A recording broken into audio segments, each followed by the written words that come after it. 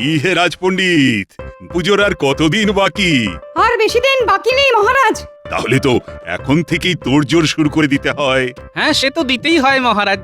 রাজবাড়ির পুজো বলে কথা, যেমন তার জাঁকজমক তেমন তার খরচ। মন্ত্রী, রাজকোষে কত টাকা আছে বলো তো?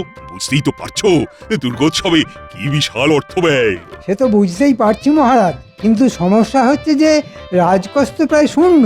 সে কি, রাজকোষে টাকা নেই? কিন্তু এই বছর তো খুব ভালো রকমের খাজনা আদায় হয়েছে।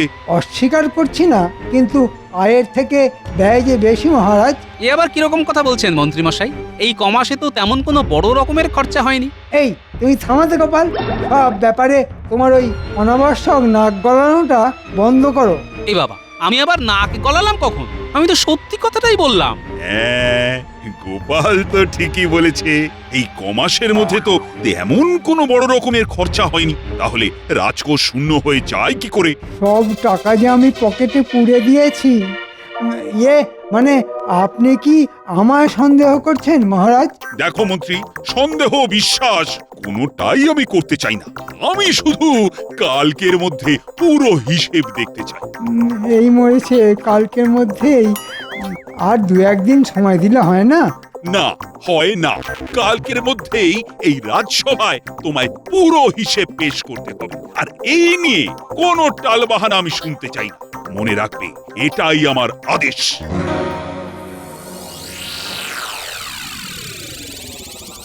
আসল হিসেবের খাতায় 1,29,000 টাকা উদ্বৃত্ত, কিন্তু সেই সমস্ত টাকা দিয়ে তো বউয়ের জন্য গা ভর্তি গয়না কিনে ফেলেছি। নকল এই হিসেবের খাতায় তাই এমনভাবে বাড়িয়ে বাড়িয়ে খরচ দেখাতে হবে যে হাতে থাকবে মাত্র 300 টাকা। যত রাতই হোক না কেন, আজ রাতের মধ্যেই নকল হিসেব শেষ করে ফেলতে হবে। বাবা, আমার নামও মন্ত্রী, এমন হিসেব সাজিয়ে দেব না, মহারাজ কেন, মুর্শিদাবাদের নবাব অবধি আমার হিসেবের কোনো ত্রুটি ধরতে পারবে না। আমার মন বলছে রাজকোষের হিসেবে মন্ত্রী নিশ্চয়ই কোনো গন্ডগোল পাকিয়ে বসে আছে। তাই আজ রাতের মধ্যেই সব হিসেব ওলট পালট করে কাল নতুন খাতা লিখে এনে মহারাজের কাছে পেশ করবে। যাই, রাতের অন্ধকারে একবার মন্ত্রীর বাড়ি গিয়ে উঁকি মেরে দেখে আসি।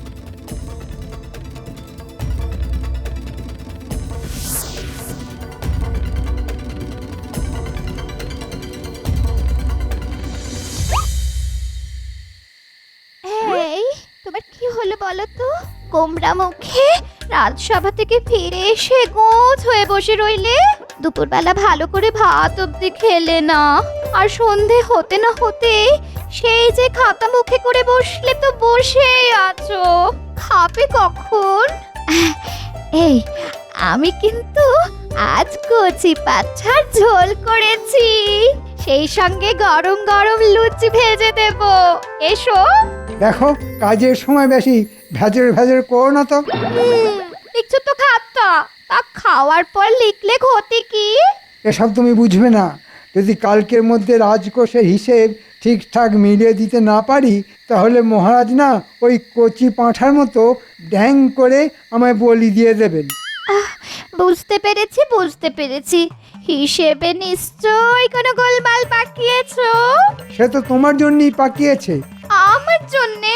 তোমার গা ভর্তি নতুন নতুন গয়না, তারপর দুবেলা কোপ্তা কালিয়া পোলাও, এসব করতেই তো রাজকোষের সব টাকা জলের মতো বেরিয়ে গেছে। আমার জন্যে বেরিয়ে গেছে? ঠিক আছে, আমাকে নিয়ে তোমার এতই যখন সমস্যা, তখন থাকবো না এই বাড়িতে। গাড়ি ডেকে দাও, আজ রাতেই আমি বাপের বাড়ি চলে যাব, কখনো ফিরে আসবো না এখানে। যাও। এই দেখো, এই দেখো, সামান্য কথায় কেমন খেপে গেল। গিন্নি, ও গিন্নি, শোনো। না না না, আমি কোনো কথা শুনতে চাই না, চলে আমি যাবই যাবই। এই এমন রাগ করে না, এমন রাগ করে না, করে না লক্ষ্মীটি। ও লক্ষ্মী বলো আর লক্ষ্মী ছাড়াই বলো, আমি চলে যাবই। এ তুমি চলে গেলে আমায় রেঁধে বেড়ে খাওয়াবে কে? হ্যাঁ, এ কি খাতা কোথায় গেল?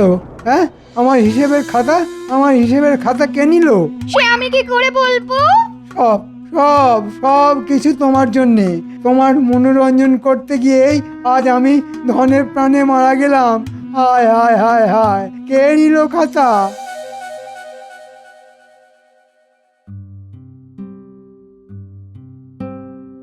কি ব্যাপার, সকলেই রাজসভায় হাজির, অথচ গোপাল আর মন্ত্রীর দেখা নেই কেন? গোপালের চাল গদাই লস্করি, আর মন্ত্রী ভাবছে কি করি কি করি। ওই তো মন্ত্রী এসে গেছে। কিন্তু সাথে তো হিসেবের খাতা দেখছি না। মন্ত্রী, হিসেবের খাতা আনুনি? কি করে আনবো মহারাজ? কাল রাতে চোর এসে আমার ঘর থেকে হিসেবের খাতা চুরি করে পালিয়ে গেছে। সে কি, তোমার ঘরেও চোর? তাও আবার যে সে চুরি নয়, একেবারে হিসেবের খাতা। বলুন তো মহারাজ, কি দিনকাল পড়লো? হ্যাঁ, দিনকাল সত্যি খারাপ পড়েছে মন্ত্রী মশাই, না হলে আমাদের মহামান্য মন্ত্রী মশাইকে জাল হিসেবের খাতা তৈরি করতে হয়। মানে? এই দেখুন, আসল আর নকল খাতা। আসল খাতায় উদ্বৃত্ত রয়েছে 1,29,000 টাকা, আর মন্ত্রী মশাইয়ের তৈরি নকল হিসেবের খাতায় কিন্তু 1 টাকাও উদ্বৃত্ত নেই। উল্টে 10 টাকা ঘাটতি দেখানো হয়েছে। এসব মিথ্যে কথা মহারাজ। গোপাল আমাকে ফাঁসাতে চাইছে। তাই নাকি? কিন্তু হাতের লেখা তো আর মিথ্যে কথা বলতে পারে না। ভালো করে খাতা দেখে বলুন তো মহারাজ, নকল খাতার হাতের লেখা মন্ত্রী মশাইয়ের না আমার? হ্যাঁ হ্যাঁ হ্যাঁ, দুটো খাতার হাতের লেখাই তো মন্ত্রীর। মন্ত্রী, তুমি তুমি এত বড় জোচ্চোর! এতগুলো টাকা তুমি পেটে পুড়ে দিয়েছো। ভুল হয়ে গেছে মহারাজ, কথা দিচ্ছি এমন কাজ জীবনে আর কখনো করব না। এবারের মতো ক্ষমা করে দিন, ক্ষমা করে দিন মহারাজ। ক্ষমা? ক্ষমা? তোমার মতো জোচ্চোরকে ক্ষমা? যাও যাও, 6 মাসের জন্য বরখাস্ত করলাম তোমাকে। হ্যাঁ, এই 6 মাস তুমি রাজসভায় ঢুকতেও পারবে না, আর কোন রকম বেতনও পাবে না। তাহলে যে আমি না খেতে পেয়ে মরে যাব মহারাজ, না খেতে পেয়ে মরে যাব। মরে যাবে? আর তোমার মরার তো এই শুরু। আজ বিকেলের মধ্যেই তোমায় গুনে গুনে 1,29,000 টাকা শোধ করে দিয়ে যেতে হবে, না হলে তোমার ভিটে মাটি সবকিছু কেড়ে নেব আমি। হ্যাঁ,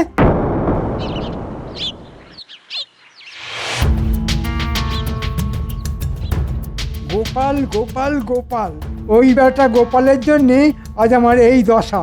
আমিও ছাড়বো না, যেন তেন প্রকারেণ এই অপমানের প্রতিশোধ আমি নেবই নেব। কিচ্ছু করতে পারবে না, কিচ্ছু না। গোপালের যা বুদ্ধি, তাতে ওর কোনো ক্ষতি তুমি করতে পারবে না, এই বলে দিলাম। ছাড়ো তোমার গোপালের বুদ্ধি।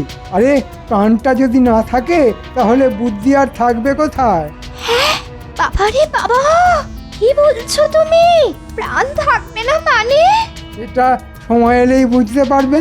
আরে আরে আরে আরে আরে, কোথায় যাচ্ছো? শোনো শোনো।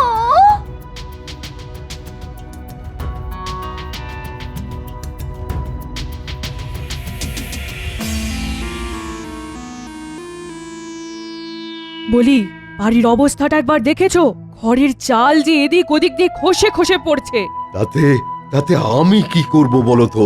হাতে এমন কোনো বাড়তি পয়সা নেই যে ওই ঘরের চালটা সারাই। আহা, কি কথাই শোনালেন রে! হাতে পয়সা নেই? তা হাতে যদি পয়সার এতই টানাটানি, তাহলে আর মহারাজের চাকরি নিয়ে পড়ে আছো কেন?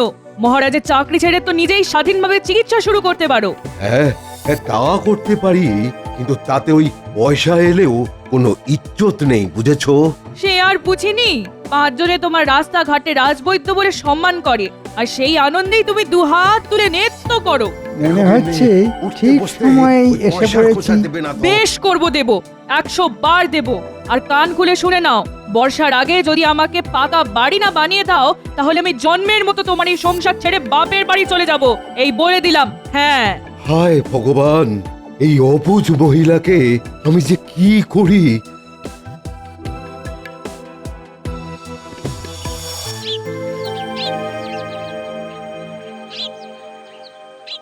একি একি মন্ত্রীমশাই, আপনি আপনি এই সময় আমার বাড়িতে? একটু আড়ালে চলো, কথা আছে। আমি আড়াল থেকে তোমাদের কথা শুনেছি। শোনো, তোমার পাকা বাড়ির সমস্ত খরচ আমি দেব। আপনি দেবেন? কিন্তু কেন? দেখো, বিনা কারণে আমি কোনো কাজ করি না, তাই টাকা দেব একটা শর্তে। শর্ত? হ্যাঁ, শর্ত। তুমি যদি আমার কথা মতো কাজ করো তাহলে তোমার পাকা বাড়ি হতে আর কোনো বাধা থাকবে না। বলুন বলুন তাহলে আপনার শর্ত। না না না মন্ত্রীমশাই, না না না, এই আমার দ্বারা সম্ভব নয় মন্ত্রীমশাই। আমি বৈদ্য, জীবন দেওয়া আমার কাজ, জীবন নেওয়া নয়। ঠিক আছে, তাহলে এমন এক কাজ করো যাতে হতচ্ছাড়া বেঁচে থেকেও আদমরা হয়ে থাকবে। ব্যাটার না চলবে হাত পা, না কাজ করবে মাথা, আর এইটুকু করে দিতে পারলেই আমি নিজে খুশি হয়ে তোমাকেও খুশি করে দেব। কি, রাজি তো? এটা ঠিক ঠিক ঠিক আছে, ঠিক আছে, আমি রাজি। হ্যাঁ, আমি রাজি।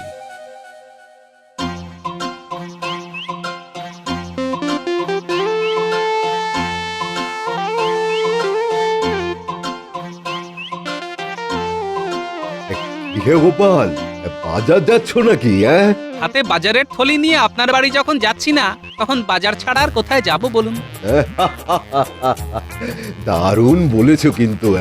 তবে গোপাল, আজ দুপুরে যে তোমায় কষ্ট করে একবার ওই আমার বাড়িতে যেতে হবে। কেন? আসলে আমার গিন্নির বড় ইচ্ছে যে পঞ্চব্যঞ্জন রেঁধে তোমাকে খাওয়ায়। তাই নাকি? বাবা বাবা, খুব ভালো খবর তো। খেতে যে আমি খুব ভালোবাসি। ঠিক আছে, বৌঠানকে বলে দেবেন তার নিমন্ত্রণ রক্ষা করতে আমি অবশ্যই আসবো। এখন আসি তাহলে। হ্যাঁ হ্যাঁ হ্যাঁ, এসো এসো এসো। জানি না মন্ত্রীর কথায় নেচে কাজটা কতটা ঠিক করছি না ভুল করছি। গিন্নি, এই নাও বাজার। কি আনলে আজ বাজার থেকে? হ্যাঁ, ওই তো উচ্ছে, ঝিঙে, আলু, পটল, মূলো আর পাকা পোনা। ও মা গো, সূর্য আজ কোন দিকে উঠেছে গো? চুনো মাছের বদলে কিপটে বুড়ো আজ পাকা পোনা এনেছে। এনেছি কি আর এমনি এমনি? আজ দুপুরে রাজবৈদ্যর বাড়ি আমার নিমন্ত্রণ, তা সেখানে আমি কত ভালো ভালো খাবার খাবো। তাই ভালোবেসে তোমার জন্য পাকা পোনা এনেছি। বেশ জমিয়ে কালিয়া বানিয়ে খেও। হ্যাঁ গা, আমার জন্য তুমি এত ভাবো? সে তো বিয়ের পর থেকেই ভাবি গিন্নি। শুধু দুঃখের কথা, আমার ভালোবাসা মাখানো সেই ভাবনা তুমি বুঝতে পারো না। মরণ।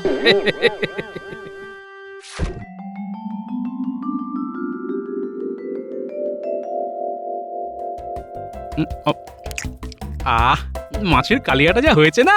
তাহলে আর এক টুকরো মাছ দি? না না বৌঠান, আর না, অনেক খাওয়া হয়ে গেছে, আর পারবো না। পারবো না বললে হবে গোপাল? এখনো তো পায়েস বাকি আছে। এরপরেও পায়েস? হ্যাঁ হ্যাঁ, পায়েস। তুমি তো পায়েস খেতে খুব ভালোবাসো। তা বাসি, কিন্তু এত খাওয়ার পর। না না না না না, কোনো অজুহাত আমি শুনবো না। আরে যাও যাও যাও যাও, ওই গোপালের জন্য ওই পায়েস নিয়ে এসো। যাও যাও। কি, শুধু আমার জন্য কেন? রাজবৈদ্য, আপনি পায়েস খাবেন না? আপনিও তো পায়েস খেতে খুব ভালোবাসেন। না গোপাল, না, মনে হচ্ছে আমার রক্তে ওই শর্করাটা একটু বেড়েছে, তাই ওই মিষ্টি খাওয়া একেবারে বন্ধ। নাও নাও নাও নাও, আমার কথা না ভেবে তুমি ওই তাড়াতাড়ি পায়েসটুকু খেয়ে নাও তো। গিন্নি, ও গিন্নি। ও, এসে গেছো? তা কিরকম খেলে গো? হ্যাঁ, প্রচুর খাইয়েছে বুঝলে, মাছ, মাংস, পায়েস। ওহ, শরীরটা একেবারে আইঢাই করছে। এ কি হলো? ধপ করে অমন দাওয়ায় বসে পড়লে কেন? হঠাৎ করে শরীরটা কেমন আনচান করতে শুরু করে দিল। আরে বাবা, বড্ড কষ্ট হচ্ছে যে। মা, কি হলো? সুস্থ সবল মানুষটা এমন করে শুয়ে পড়লো কেন? এই কি হলো গো? হ্যাঁ গা, শুনছো? এ কি এর তো কোনো সারা শব্দ দিচ্ছে না। এখন আমি কি করি? কাকি ডাকি।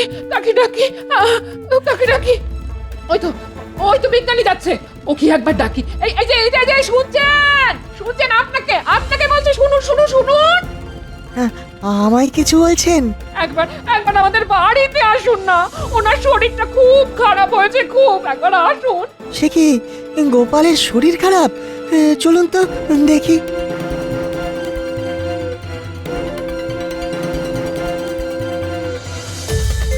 ওই দেখুন, এই মাত্র রাজবৈদ্যের বাড়ি নেমন্তন্ন খেয়ে এসে কেমন অচেতন হয়ে পড়েছে, একটু দেখুন না। মনে হচ্ছে খাওয়া থেকে এই বিপত্তি। বৌঠান, আপনি তাড়াতাড়ি এক গ্লাস তেঁতুল জল করে আনুন দেখি। হ্যাঁ, খুব তাড়াতাড়ি ওকে বমি করাতে হবে। হ্যাঁ।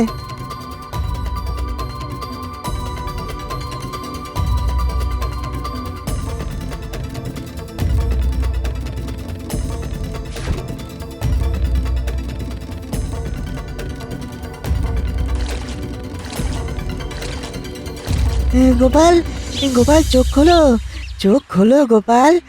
গোপাল, আমি আমি কোথায়? তোমার বাড়ির দাওয়ায় শুয়ে আছো। ঘাট থাকতে দাওয়ায় শুয়ে আছি কেন? সেসব কথা পরে হবে, আগে এই তেঁতুল জলটা খেয়ে নাও তো। এই খানিকটা বমি হয়ে গেলে সুস্থ বোধ করবে। নাও নাও গোপাল, তেঁতুল জলটা খাও। হ্যাঁ, খাও।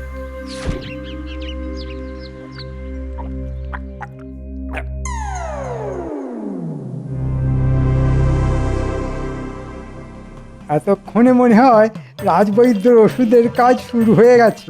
এরপর থেকে গোপালের হাত পা কাঁপতে শুরু করে দেবে, মাথা আর কাজ করবে না। কি আনন্দ, কি আনন্দ! অনেকটা বমি হয়ে যাওয়ার পর এখন কেমন বোধ করছো গোপাল? ভালো, এখন এখন বেশ সুস্থ বোধ করছি। আচ্ছা, তোমার কি হয়েছিল বলো তো? ওই রাজবৈদ্যর বাড়ির পায়েসটা খাওয়ার পর থেকেই শরীরটা কেমন করতে লাগলো। কি করে যে বাড়ি এসেছি সে কেবলমাত্র আমিই জানি। শরীর ঝিমঝিম করছে, হাত পায়ে যেন বল নেই, চোখে অন্ধকার, মাথার মধ্যে সবকিছু যেন গুলিয়ে যাচ্ছিল। তার মানে ওই পায়েস থেকেই বিষক্রিয়া শুরু হয়েছিল? হ্যাঁ, আচ্ছা আচ্ছা, ওই পায়েস আর কে কে খেয়েছিল? শুধু আমি। কেন, রাজবৈদ্য খায়নি? না, তার নাকি রক্তে শর্করা বেড়েছে, তাই ওই পায়েস ছোঁয়নি পর্যন্ত। আচ্ছা বিজ্ঞানী, আমি যা ভাবছি তুমিও কি তাই ভাবছো? মনে তো হয় তাই। তাহলে চলো তো চুপি সারে একবার রাজবৈদ্যর বাড়ি থেকে ঢুঁ মেরে আসি। কিন্তু এই শরীরে? হ্যাঁ, বমির সাথে সব বিষ বেরিয়ে গিয়ে এখন আমি পুরোপুরি চাঙ্গা।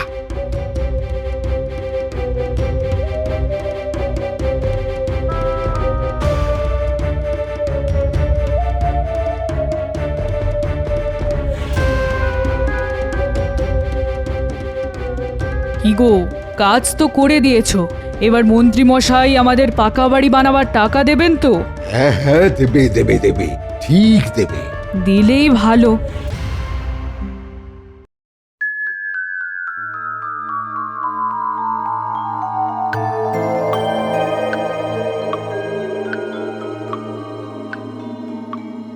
কি ব্যাপার, গোপাল আর বিজ্ঞানী এখনো রাজসভায় গরহাজির কেন?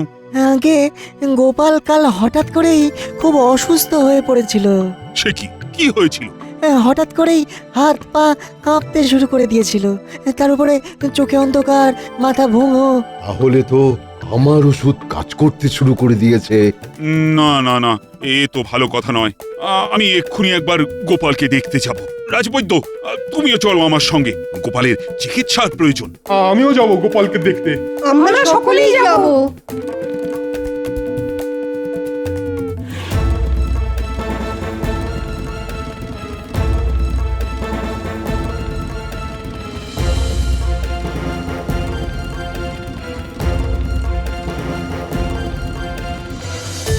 গোপালের নিশ্চয় খুব বাড়াবাড়ি হয়েছে, তাই মহারাজ সকলকে নিয়ে গোপালের বাড়ি যাচ্ছেন। যাই, কাল থেকে রগরটা দেখে আসি। এই যে, কেমন আছো গোপাল? কাল তো প্রায় মরতে বসেছিলাম, কিন্তু তেঁতুল জল খাইয়ে বিজ্ঞানী আমায় বাঁচিয়েছে। যাক বাবা, নিশ্চিন্ত হলাম। যা, এবারেও গোপালের কোনো ক্ষতি করতে পারলাম না। এই যে নিন মহারাজ। আহা, এইসব আবার কেন? কাল আমার কত বড় একটা ফাঁড়া কাটলো বলুন তো, তাই আজ একটু মিষ্টি মুখ আপনাদের করতেই হবে। আমি তো মিষ্টি খাবো না, আমার রক্তে যে ওই শর্করা। সে তো পায়েসে, পাতলা রসে বানানো এইটুকু রসগোল্লা খেলে কিচ্ছু হবে না। নিন নিন, খান খান।